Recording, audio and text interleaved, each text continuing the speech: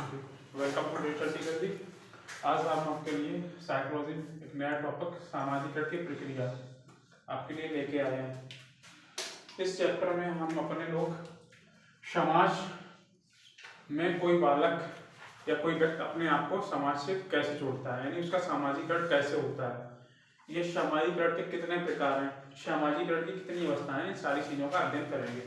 तो सबसे पहले बता दूं मैं आपको, मनुष्य एक सामाजिक प्राणी है।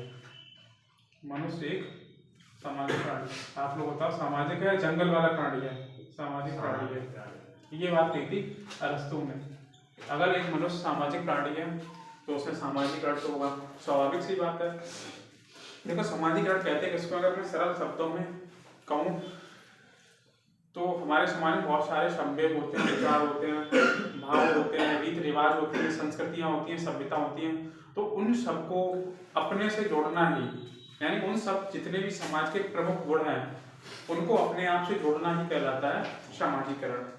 अच्छा, सामाजिकरण की कुछ विद्वान लोगों ने परिभाषा की, कभी कभी एग्जाम में पूछ ली जाती है, तो मैंने इनको लिख लिया है, आप देख लो, लेकिन मोस्टली चांस नहीं पूछी जाती है।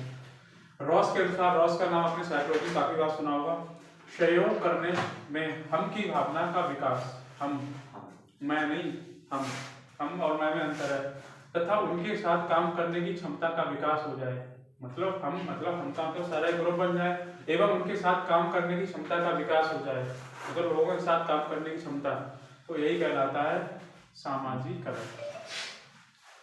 दूसरा, जॉनसन के अनुसार सामाजिकरण क्या है? उन्होंने कहा जो सीखने वाले को सामाजिक कार्य करने को बनाता है, मतलब जो सीखने वाला होता है कोई भी व्यक्ति, वो सामाजिक कार्य करने की योग्य बन जाए। समाज के बहुत सारे कार्य होते हैं, मैंने अभी आपको बताया था, तो उसको कहते हैं सामाजिकरण, जॉनसन के अनुसार।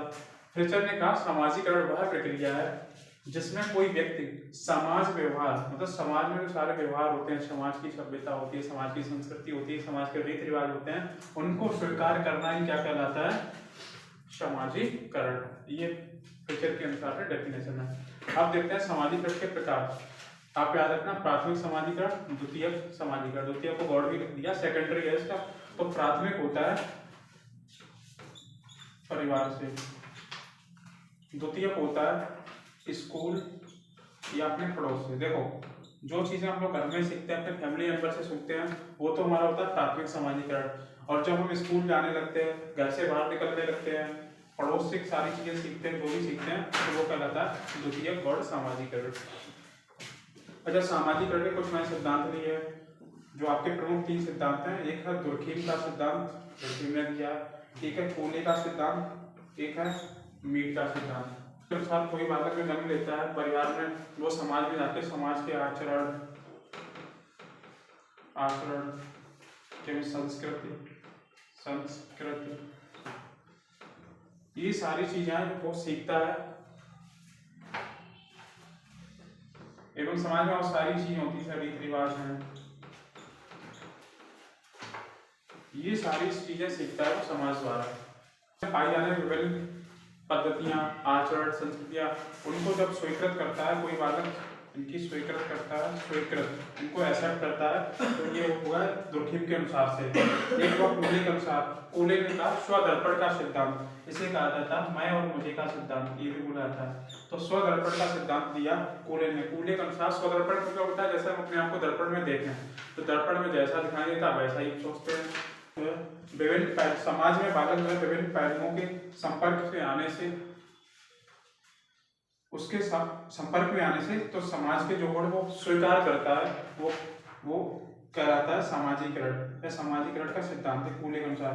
अगला है मीट का सिद्धांत। मीट ने कहा आत्म चेतना का सिद्धांत या सूझबूझ के सिद्धांत। इस चीजें स्वीकार करता है अपनी सूझबूझ से, उसे कहा जाता है मीट का सिद्धांत। ठीक है। अच्छा, मीट के सिद्धांत में तो बालक चलो समझ में आता है, धीरे धीरे समझने लगता है कि उसके लिए क्या गलत है, क्या सही है, या कैसे वो अपनाए। तो जो अपने स्वयं के दिमाग से, अपनी आत्म चेतना से जिस चीजों को स्वीकार करे, तो वो कहलाता है सामाजिकरण का सिद्धांत। और इसके अनुसार है मीट के सिद्धांत। तो एग्जाम में जाकर ये पूछा था मैं और मुझे, वैसे तो आप लोग पूरी कर लोगे, मैं एवं मुझे, मैं और मुझे का सामाजिक सिद्धांत किसने दिया? सामाजिकरण सिद्धांत किसने दिया? फूले ने। आत्म चेतना सूझबूझ का सिद्धांत किसने दिया? मीड ने। सबकी थ्योरी वही है। बालक जो है, कोई व्यक्ति अपने बचपन से या बालक जो है अपने बचपन से अपनी सूझबूझ से जो सामाजिक चीजें हैं समाज में, समाज की रीति रिवाज संख्या जिनको स्वीकार करें उन्हीं कहा गया। इन सिद्धांतों में बेसिक थ्योरी है। नेक्स्ट सामाजिकरण की अवस्था है। तो सबसे पहले मैंने लिया शैशव काल, बाल्यावस्था, उत्तर बाल्यावस्था, किशोरावस्था। जनरली यही 4 अवस्था होती है। मैंने आपको पिछले चैप्टर पढ़ाई नहीं, आपने देखा होगा। तो शैशव काल में अनुकरण की प्रवृत्ति होती है। अनुकरण क्या होता है? तो किसी वस्तु को देखकर, किसी चीज को देखकर सीखना, पहले देखना फिर देखकर सीखना कहलाता है अनुकरण। तो उसमें अनुकरण की प्रवृत्ति पाई जाती है। प्लस इस टाइम बालक जो है माता पिता पर अधिक निर्भर होता है। दूसरा है प्रारंभिक बाल्यावस्था। प्रारंभिक बाल्यावस्था में झगड़ने की प्रवृत्ति होती है बालकों में, प्लस नाराज होने की प्रवृत्ति होती है और जिज्ञासु टाइप का होता है। तो जिज्ञासा, झगड़ने, नाराज होने की प्रवृत्ति पाई जाती है प्रारंभिक बाल्यावस्था में। दूसरा अगर बात करूं उत्तर बाल्यावस्था, तो उत्तर बाल्यावस्था में प्रतियोगिता तथा सहानुभूति, सिंपैथी होती है, प्रतियोगिता होती है, इनकी भावना का विकास हो जाता है। प्लस बहुत सारे बाल्यावस्था थोड़ा बड़ा हो जाता है तो दायित्व भी बढ़ जाते हैं, जवाबदेही भी हो जाती है, रिस्पॉन्सिबिलिटी उसकी, तो ये इसमें आ जाते हैं सामाजिकरण में। नेक्स्ट किशोरावस्था का सामाजिकरण कैसा होता है? तो ये बहुत ही जटिल अवस्था है, आपने पढ़ा होगा अच्छी तरह से। क्या है? मित्र समूह, पहली बार होता है मित्र समूह, इसी अवस्था मित्र या समूह में समायोजन की कोशिश करता है। विषम लिंग के प्रति आकर्षण होता है, ठीक है। मित्रों की चयन का, इसी में सोशलाइजेशन होता है। सामाजिक सूझबूझ का विकास होता है। आत्मविश्वास मजबूत होता है। तो ये इसके सारे के सारे जो आपके गुण सामाजिकरण के, वो किस अवस्था में होते हैं? किशोरावस्था में। ठीक है फ्रेंड्स, अब मिलते हैं नेक्स्ट वीडियो में। Thank you.